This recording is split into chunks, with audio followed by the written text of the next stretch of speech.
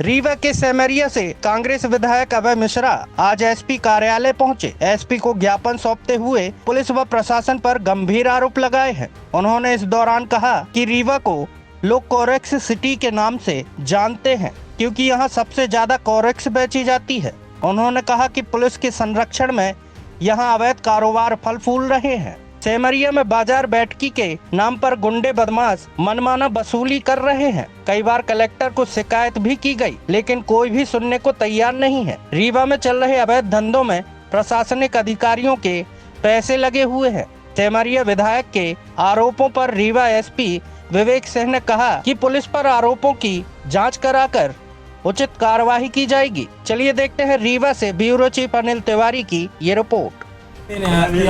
हाँ, देखिए, मैं जब चुनाव लड़ा था सेमरिया में तो वहाँ पर बाजार बैठकी के नाम पर विभागीय बाजार बैठकी है, लगातार 3 महीने मात्र 3,300 रुपये प्रतिदिन फिक्स पैसा जमा हुआ और बैठकी का और वसूले जा रहे हैं 60,000। विभाग का जो एक अधिनियम आया उसमें एक और बीच में गजट नोटिफिकेशन आया था कि हर त्रैमासिक और छमाही वहाँ पर जो लोकल सब्जी वाले दुकान वाले हैं उनको राशि मान दी जाएगी, लेकिन वहाँ पर स्थानीय अपराधी जिनका लंबा पुलिस ट्रैक रिकॉर्ड है वो कर्मचारियों के जगह पर उनके द्वारा अवैध वसूली व्यापक पैमाने पर की जा रही। सब्जी वाले सब्जी नहीं बेच पा रहे, कुछ वहाँ दूध वाले यादव वहाँ दूध नहीं बेच पा रहे। जो वहाँ से ट्रक गुजरते मार मार के 300-300 रुपये लिए जा रहे हैं। रोज़ मारपीट होती है, पुलिस को हफ्ता बंधा हुआ है और वहाँ मात्र 3,300 रुपये जमा होता है जबकि 60,000 वसूली होती है। उसी का परिणाम था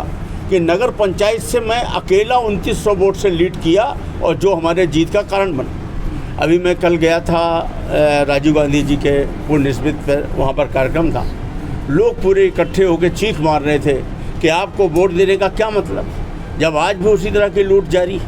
और हमारे यहाँ के उप मुख्यमंत्री महोदय माननीय शुक्ला जी से जुड़े हुए उनके कुछ रिश्तेदार और यहाँ के कुछ आपराधिक तत्व जो उनके साथ रहते हैं उनके द्वारा वहाँ पर अवैध वसूली की जा रही है और प्रशासन का पूरा संरक्षण है। इस मामले में मैं जिला कलेक्टर महोदया से कई बार मिल चुका हूँ, कई बार मैं लिखा पढ़ी कर चुका हूँ, बहुत ज़्यादा पेपर में लिखा हूँ, लेकिन कोई संज्ञान न लिया जा कर के अभी भी वसूली जारी है। सबसे ख़तरनाक स्थिति ये है, मैं आज से 2-3 महीने पहले दिल्ली गया अपने एक पर्सनल मैटर में, किसी बिजनेस सिलसिले में। उनके साथ कहीं खाना खाने गया तो उनके साथ एक दोस्त थे। हमने उनको परिचय बताया कि मैं मध्य प्रदेश से हूँ, रीवा जिले से हूँ।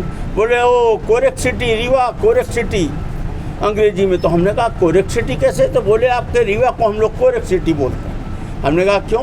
बोले हिमाचल में मेरी फैक्ट्री है, दवा बनाता हूँ, मेरे फैक्ट्री में खांसी की दवा बनती है, उसका 60% अकेला मैं रीवा में देता हूँ। ये स्थिति है ये कोरेक्स सिटी की। और यहाँ पर शराब की पैकारी, पुलिस का मुख्य कमाई का स्रोत क्या है? पान पराग, राजसी, इससे जो 2-2 लाख महीना मिलता है, बिना बिलिंग का माल बिकता है जो कोरोना में भी नहीं बंद हुआ, गांजा, शराब की पैकारी। आजकल एक नया धंधा हो गया कोरेक्स। एक गांव में 4-4 पैकार, पुलिस के अफसरों का पैसा लगा हुआ है उस पर, अप्रत्यक्ष रूप से आबकारी के कमिश्नर का पैसा लगा हुआ है। हमेशा आबकारी के कमिश्नर के विरुद्ध एक मामला आया था फर्जी बैंक गारंटी का, 3 महीने। अभी आप लोगों ने देखा होगा वो मालाजी वगैरह ने आपको कागज़ दिए हैं जिसमें बैंक ने पूरी तरह से मान लिया कि हाँ ये फर्जी बैंक गारंटी है। उन्होंने 3 महीने बाद बदल लिया, लेकिन 3 माह तक तो पिछले वर्ष गलत बैंक गारंटी में उठा दिया और दुकानें चली। कलेक्टर महोदया क्यों कार्रवाई नहीं कर? जबकि एग्रीमेंट कौन साइन करता है? कलेक्टर के हस्ताक्षर से निष्पादित होता है एग्रीमेंट। इससे स्पष्ट प्रतीत होता है कि कहीं न कहीं कलेक्ट्रेट का, कलेक्टर महोदया का, कलेक्टर ऑफिस का संरक्षण प्राप्त।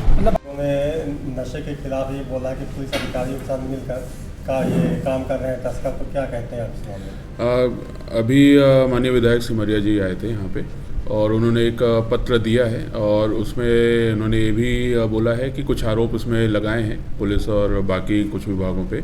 और उसमें जो उन्होंने बताया है कि कहीं ना कहीं पुलिस की संलिप्तता शराब के उसमें है और कहीं ना कहीं कोरेक्स में भी प्रभावी कार्रवाई नहीं हो रही है।